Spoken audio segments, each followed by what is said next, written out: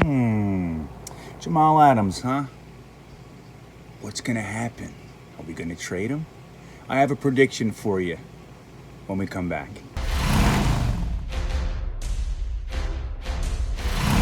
All right, Jet Nation, let's not forget to like and subscribe the videos, comments below.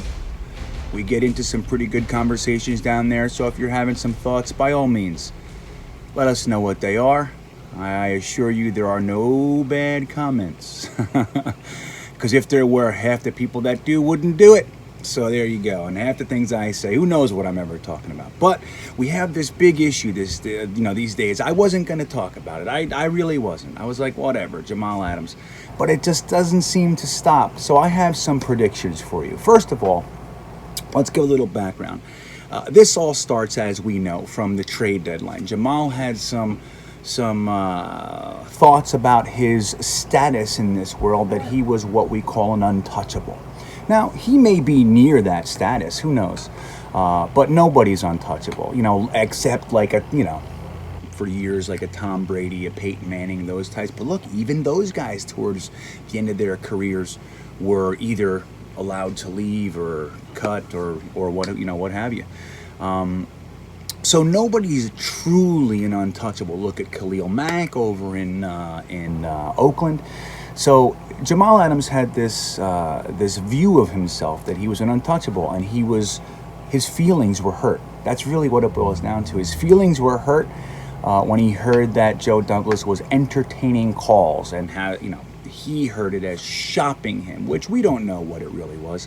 I tend to take Joe Douglas's words on it. I mean, look, Joe Douglas has given us no reason to think that he's full of baloney, that he's dishonest, that he's anything other than what he says he is. But let's be clear, he's a GM and he knows how to play this game. He's not going to be forthcoming with all the information and just, spew things a la a Rex Ryan or even a Jamal Adams. Jamal Adams is an emotional guy. He just talks. He follows his instantaneous line of thinking. We all know people like that, and they end up saying things that either don't make a bunch of sense. They end up on this mountaintop talking about, you're like, what the hell are you even talking about anymore? He just keeps going and going and going, or he ends up saying things that, upon further review, maybe he would have chosen not to say them. That's Jamal Adams. That's not Joe Douglas. So we got this situation now with Jamal Adams. His feelings were hurt. The Jets have said all the right things, but they haven't shown him the money, which is what, a commitment really looks like to him, right? So that's where we are. So now Jamal said that Joe Douglas promised him that a contract would get done in January. It didn't happen. In my opinion, it makes no sense to do that anyway, but if they said it, they said it. But let's not forget that the world changed January, February, March, okay? The world changed. The fact that we had an NFL draft was a big deal. We weren't even sure if that was going to happen. Don't forget what it was like back then, right? So that period of time, things changed in such a way that the world had never seen changes like this anymore. So Jamal is still stuck in this, but I said, but I wanted it. That's where he is, okay? He's not accepting that the world changed. So there's one thing. That all said, Jamal can want anything he wants, okay? He can want anything he wants. He can say anything he wants to say. He can hope for anything he wants to hope for. That's fine. The thing, though, is that the Jets are not on the hook. They are not in a position that they have to do anything. The guys, I've been in some, quite a few conversations on different social media sites. Be quiet. I got a whiner dog. I don't know what that is. So I've been in numerous conversations where people are saying the Jets should allow Jamal to do whatever he wants to do. This is America. Those kinds of things. Guys, without something like a contract where you're going to say, okay, I will give you X amount of whatever if you do X amount of whatever. That's a contract. You agree to it and you abide by the terms of that contract. If Jamal Adams would have gotten injured, he was still getting paid, right? We know that. So the Jets are in a position where, like, look, dude, maybe we would have given you a contract in January. But the world flipped over on its head, okay? We don't even know for a fact. They think there might be, but we don't even know if there's going to be a 2020 NFL season. We don't know if there's going to be fans. We don't know anything about the landscape. So he points to one guy that got his contract, Christian McCaffrey, right? Which is fine. Again, that doesn't mean the Jets have to do anything. It's not like everybody's given extensions, okay? He's pointing to one person as the example, all right? Now, the Carolina Panthers, making that decision to do that, that doesn't mean that the Jets have to just because they did. But let's go a step further. Just because the Carolina Panthers potentially made a stupid decision doesn't mean the Jets have to. By all means, Joe Douglas is in a position to do whatever he wants to do. But this is the background. This guy learned from some of the best in the business. He's not going to be affected by media. He doesn't give a shit what Manish Mehta says about whatever. We'll get into that in a second too. He doesn't care what Rich Cimini is saying. He doesn't care about Jamal Adams and his live videos, roller skating or whatever the hell that was. He does not care. He's going to do what's right for his organization while still taking care of the players that he has to. Okay, there are priorities. Jamal Adams, I'm sorry to say, is not a priority. So we can let him sit and all that sort of stuff forever if we want to. For 3-4 years, we could do it. His whole prime could be with us. And I've made videos about that before too. So here's my prediction on what will happen. They have odds on which team he's going to go to, all this kind of stuff.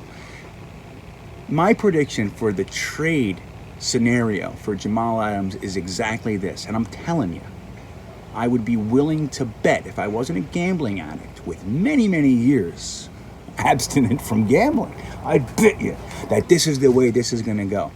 The Jets and Jamal Adams, they're not trading him anywhere, okay? He's not going anywhere. It doesn't matter how many lists of playoff teams he gives. It doesn't matter how many videos he makes saying he's going here or there. It doesn't matter that he's writing stories to Marcus May or whatever about, hey buddy, it's been great working with you. It doesn't matter. None of it matters. The Jets are not going to trade him because they don't have to. And number two, because nobody's going to pony up the proper value and still want to pay him $20 million a year or whatever it is that he wants. I know he said that he wouldn't necessarily need an extension if he went to a Super Bowl team or something like that. But nobody's going to give up 2 first-round picks or a first, a third, and Lyle Collins. It's not happening, man. There's nobody going to do that, and then for the right to pay him as the highest paid safety at minimum, right? Nobody's doing that. So here's my specific prediction. That's my prediction. He's not going anywhere. My specific prediction is that he will shut his mouth as the off-season program starts. Training camp, we don't know what it's going to look like, but that'll start in some version. Jamal Adams will come because every day he holds out is $40,000 a day. And remember, the new CBA does not allow the team to wipe that clean like in years past. Once they signed the contract, they would just say, don't worry about it. Don't worry about the month and a half that you held out, which is accrued, $8 million. Or they would just wipe that clean. That's no longer possible. The team has no choice. They have to take that money from him. So $40,000 a day, dude. That's what we're talking about. Every day that he sits there and pouts, he loses $40,000. Okay. Now he could come to camp and be whatever. They just bench him. It doesn't matter, man. They can do whatever they want. The Jets hold literally all the cards. The only cards that Jamal Adams holds is social media and trying to get the Jets fans upset, so we put pressure on the Jets organization to either sign him or to send him packing to some place that he would rather play. That's it. So we're going to sign him midway towards the end of next year. We're going to sign him for $17 million per season if the salary cap stays the same. 17 per. He's going to take it. He's going to like it because even at that point, we'll still have 3 more years. 1 more year, his 5th year option, 2 years franchise tag. Dude, the guy's got nothing to say. He's got nothing.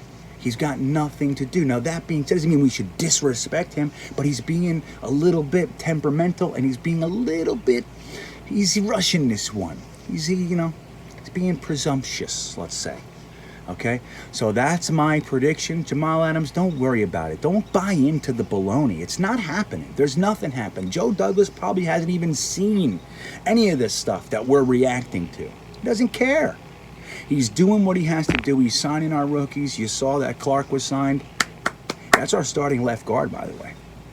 If not at the start, before the season ends. But that brings me to one final point. Hey, you got to give Alex Lewis a hand. Alex Lewis told Manish Mehta where to shove his articles. I love it, man, because we just sit there. The Jets are doing a very respectful thing by not being the organization out there like the Jacksonville Jaguars. You see what they're doing with Ngakoue? It's crazy.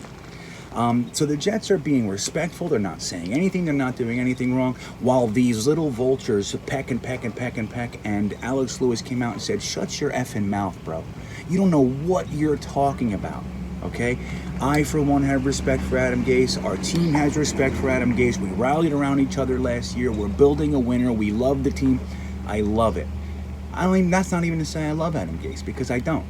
But it's nice to see that the players came out and said, you know what, the organization isn't going to say anything because they're taking the high road, and they came out in the defense of the organization.